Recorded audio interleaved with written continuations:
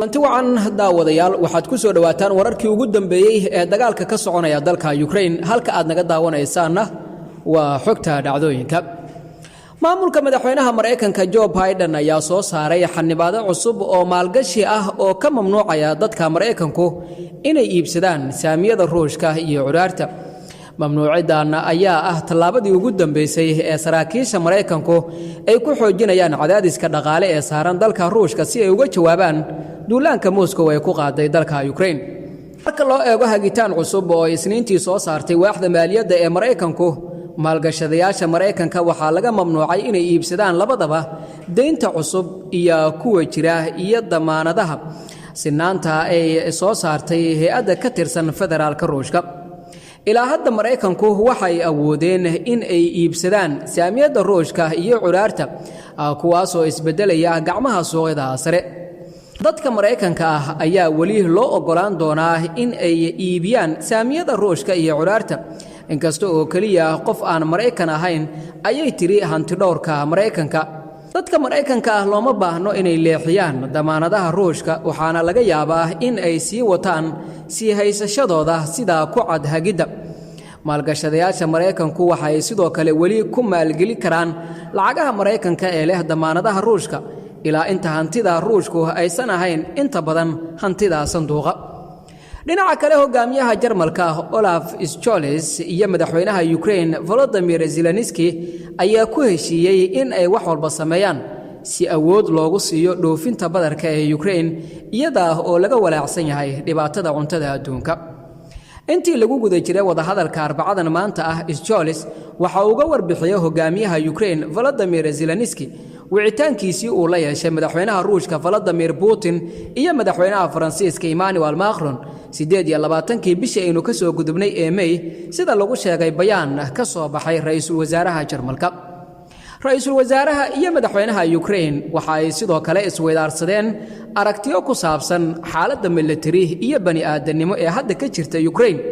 waxa ay ku heshiiyeen in wax walba la sameeyo si loo suurtageliyo dhoofinta haruurka ee Ukraine gaar ahaan badda sida ay sheegtay Jan Zeleri baaqa hogaamiyayaashan ayaa imaanaya iyadoo wasiirada arrimaha dibadda ee Turkiga iyo Ruushku ay maanta ku kulmeen Ankara si ay uga wada hadlaan arrimaha la xiriira badarka laga dhoofiyo dalka Ukraine qoraal uu soo dhigay bartiisa Twitterka madaxweyne Volodymyr Zelensky waxa uu ku sheegay in uu ka hadlay arrintii ku saabsaneed Ruushka oo uu hogaansanaanta xeerka caalamiga ah ee daweynta maxaabiista dagaalka waxa uu sidoo kale carabka ku adkeeyay muhiimadda ay leedahay go'aanada ku saabsan ka mid noqoshada Ukraine ee midowga Yurub sida uu ku sheegay Twitterka iyadoo dagaalku uu dunida geliyay saameyn dhaqaale oo xoog leh ururka iskaashiga dhaqaalaha iyo horumarinta ayaa si weyn hoos ugu dhigay saadaasha kobaca caalamiga ah ee 2022 waxayna sheegeen in adduunku uu qarka u saaran yahay in uu kaga baxo qiimo qaali ah dagaalka Ruushka ee ka dhanka ah Ukraine hay'adda dhaqaalaha waxa ay hadda rajeynaysaa kobaca adduunka ah in uu noqdo 3% sanadkan 2022 oo hoos uga soo dhacay 4.5% saadaashii la sameeyay December sanadkii hore iyo in uu ku sii jiro xawli la mid ah 2023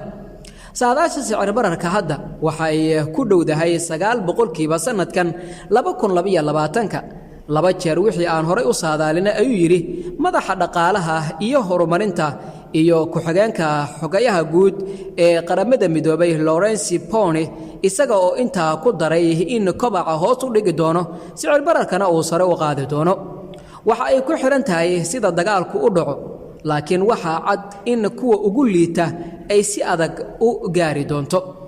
saadaasha ayaa la socota bangiga adduunka oo shalay sheegay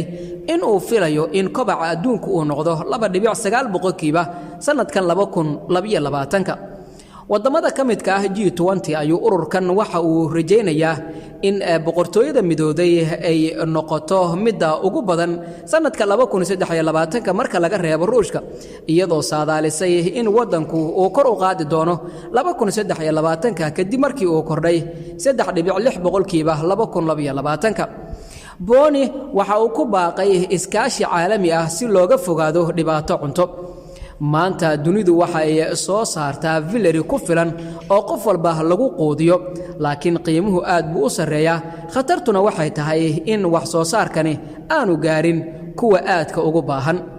iskaashiga caalamiga ah ayaa loo baahan yahay si loo hubiyo in cuntada ay ku gaadho macaamiisha qiimo jaban gaar ahaan kuwa dakhligoodu hooseeyo iyo kuwa soo koraya intaba ee dhaqaalaha suuqa ayuu yiri Mr Lawrence Poni dhinaca kale wasiirka arrimaha dibadda ee Ruushka Sergey Lavrov ayaa waxa uu sheegay in ujeedooyinka iyo yoolalka Ruushka ee Ukraine ay yihiin kuwa cadcad wuxuuna ku adkaystay in Moscow aysan joojinayn dhoofinta badarka ee Ukraine intii lagu guda jiray shir jaraa'id oo ay si wada jira u qabteen wasiirka arrimaha dibadda ee Turkiga Mevlut Cavusoglu kadib kulankoodii Ankara wariyay Ukraine ayaa weydiiyay Lavrov marka laga reebo badeecooyinka maxaa kale oo Ruushku ka xaday dalka Ukraine waxa uu ku jawaabay marka la eego badarka ma jiraan wax caqabad ah ama qalad kale oo uu sababay federaalka Ruushka Mr Zelensky wuxuu u baahan yahay in uu bixiyo tilmaamo si dekadaha Ukraine ay u noqdaan kuwo ammaan ah ayuu yiri Mr Lavrov isaga oo ku celceliyay hadalkiisii hore ee ahaa in Ukraine ay u baahan tahay in ay miina saarto biyaheeda si loo xaqiijiyo marinka badbaadada leh ee maraakiibta Lavrov wuxuu yiri manihin kuwo lagu eedeynayo abuurista arin iyo in kubaddu ay taalo garoonkooda wasiirka arrimaha dibadda ee Ruushka ayaa waxa uu sheegay in Ruushku uu kala hadlayo sidii loo sugi lahaa marinka nabdoon ee maraakiibta isaga iyo militariga Turkiga Lavrov waxa uu sheegay in Ruushku uu ujeedooyin iyo yoolal cadcad ka leeyahay Ukraine kuwaas oo ku andacooday in ay ku xoreynayaan dalka nidaamka new naziga isaga oo mar kale ku celinaya sheegasho been abuur ah oo ka timid Kremlin-ka ee ku saabsan dawladda Ukraine afayeenka wasaaradda arrimaha dibadda ee Ukraine ayaa ka jawaabay hadallada Lavrov erayada Lavrov waa faaro Oleg Nikolenko ayaa ku yiri barta Twitterka oo ay weheliyaan sawirada ciwaanada wararka ee soo koobaya weeraha Lavrov Ukraine waxay si cad u qeexday mowqifkeeda dekadaha badda qalab military ayaa loo baahan yahay si loo ilaaliyo xeebaha iyo howlgalka ciidamada badda si ay u ilaaliyaan wadooyinka dhoofinta ee badda madow Ruushka looma ogolaan karo inuu isticmaalo marinada badarka si uu u weeraro koonfurta Ukraine Nikolenko ayaa sidaas yiri dhinaca kale madaxa komishanka Europe Ursula von der Leyen ayaa waxa ay sheegtay in cuntadu adduunku ay noqotay qayb kamid ah argagixisada Ruushka iyadoo khudbad u jeedinaysa baarlamaanka Europe ee Strasbourg von der Leyen waxay carabka ku adkaysay baahida degdega ah ee lagu soo celinayo dekadaha badda madow ee Ukraine taasoo dawo u ah bay tiri dhibaatada cuntada adduunka soo food saartay tani waa qabow naxariis darro iyo go'doomin la xisaabiyay oo Putin uu ku hayo qaar kamid ah wadamada iyo dadka ugu nugul adduunka haddaba hadda xubnaha sharafta leh cuntadu waxay hadda noqotay qayb kamid ah hubka Kremlin-ka ee argagixisada mana u dul qaadan karno Van der Leyen ayaa u sheegtay sharci dejiyaasha Europe cunaqabataynta midowga Europe ee ka dhanka Ruushka ma taaban badeecadaha cuntada aasaasiga ah madaxa komishanka EU ayaa carabka sidaas ku adkaysay ma saameeyaan ganacsiga haruurka ama cuntooyinka kale ee u dhaxeeya Ruushka iyo dalalka saddexaad xayiraada dekaduuna waxa ay si gaar ah u leedahay ka dhaafitaan buuxda oo ku saabsan badeecadaha beeraha ayay raacisay hadalkeeda iyadoo iftiiminaysa baahida loo qabo ka hortagga warka Ruushka ee ku saabsan dhibaatada cuntada hadalkeeda ayaa ku soo beegmaya iyadoo wasiirada arrimaha dibadda ee Ruushka iyo Turkigu ay maanta shir ku yeesheen magaalada Ankara si ay uga wada hadlaan arrimaha la xiriira dhoofinta badarka ee Ukraine Van der Leyen ayaa uga mahad celisay qaramada midoobay dadaalada ay ku caawinayaan dib u soo celinta dekadaha badda madow ee Ukraine isaga oo markaasi ku celaliyay in inta badan ee haruurka Ukraine la dhoofin karo iyada oo loo marayo wadooyinkan waxaa jirta rajo ah in midowga Europe uu muujiyo isku duubni la mid ah tii ay u muujisay Ukraine marka ay timaado wax ka qabashada dhibaatooyinka cuntada ee adduunka ay hadalkeeda raacisay iyada oo u xil saaran hawshan